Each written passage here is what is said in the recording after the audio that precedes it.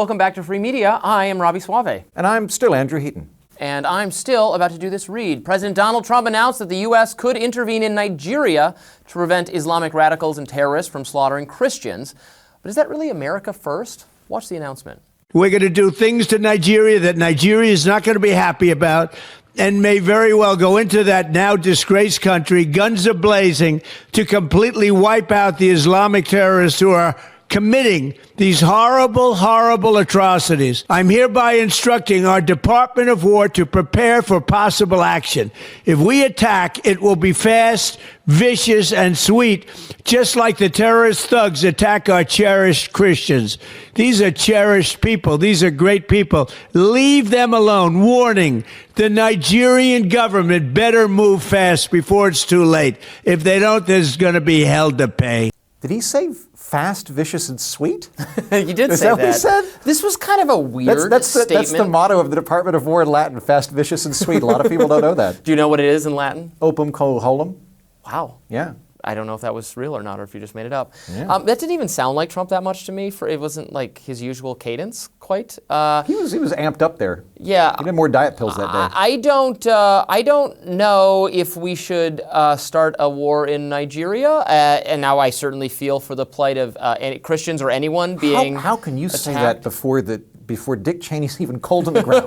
How could you possibly say that? Listen, whenever God closes a Cheney, he opens up a Nigeria, and I, for one, applaud that. I saw a comment on Cheney's death. The comment was, I hope the hearse drives his corpse past Arlington Cemetery to where the soldiers who died in Iraq, Afghanistan have been laid to rest, so that he can, from hell, have to deal with them one last time. You know who said that? Steve Bannon. Wow. Okay. Just goes to show you how far the consensus on the right has moved away from neoconservatism and the heyday of I think has actually Iraq been. War I'm fever. not a big Bannon fan, but I think that's been a pretty healthy thing for the Republicans actually to move away from let's liberate countries by bombing the shit out of them. Same, and Trump is an avatar of that and has some foreign policy instincts that I like. This seems to be going against that to me to a great degree, or do you disagree? I agree with you that I think his instincts, and this is something that I like about Donald Trump, his instincts are, let's strike a deal, let's try to figure out a way to not go to war. Those should be the default states for American politicians and for America. Like, war should be the last resort, all that stuff. I actually like that. I don't think that this is keeping out of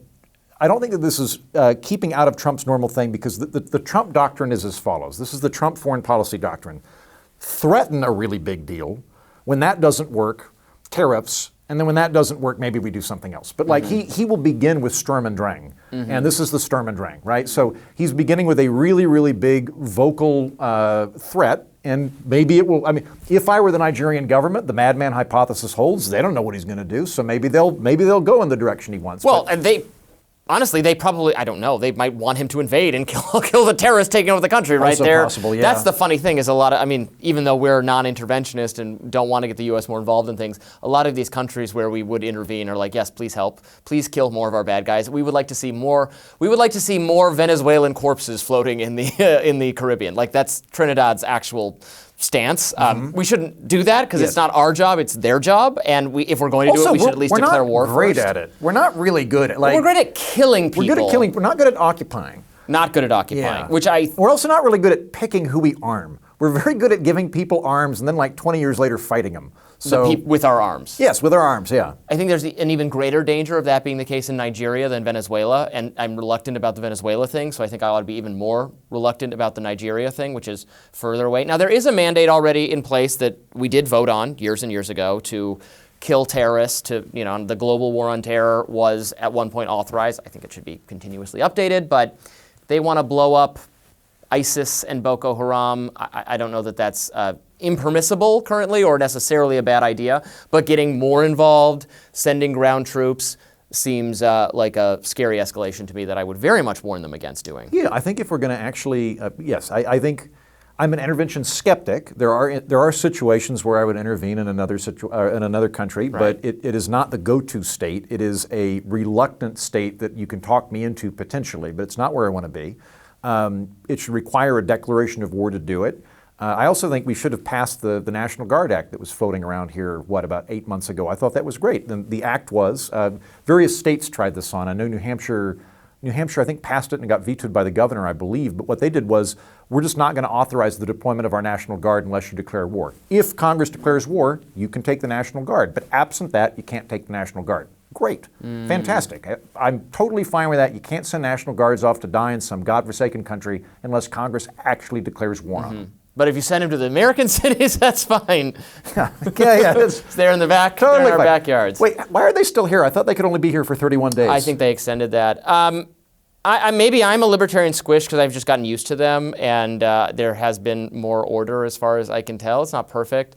I certainly wouldn't send them into cities and states contrary to the will to other cities and states. Ours is a special case because it's federal. The president actually has a very specific thing Right. within statute 1401, I can't remember whatever it is, that allows him to identify himself in an emergency situation according to his own interpretation of him. Like, it's very clear he can do that. The only bit that I think legally is questionable is I thought there was a 31-day maximum, which we've surpassed. And I don't think it can't be, the answer to crime just can't be, and there must be armed guards on every street corner, so we'll have no crime. If you do that, there will be less crime. I mean, some libertarians are not being honest with themselves, like, this won't even work. I'm like, no, if the state has a presence on literally every corner, there will be a deterrent effect on crime. It's just like, isn't that hideously inefficient on some level? And we have to find a more sustainable answer than that. I haven't seen any Boko Haram in the DC area in at least 3 weeks. So, That's good. yeah. No more gangs of Boko Haram and ISIS vandalizing the CVS. I live None of that. above. Yeah. That's been a welcome change.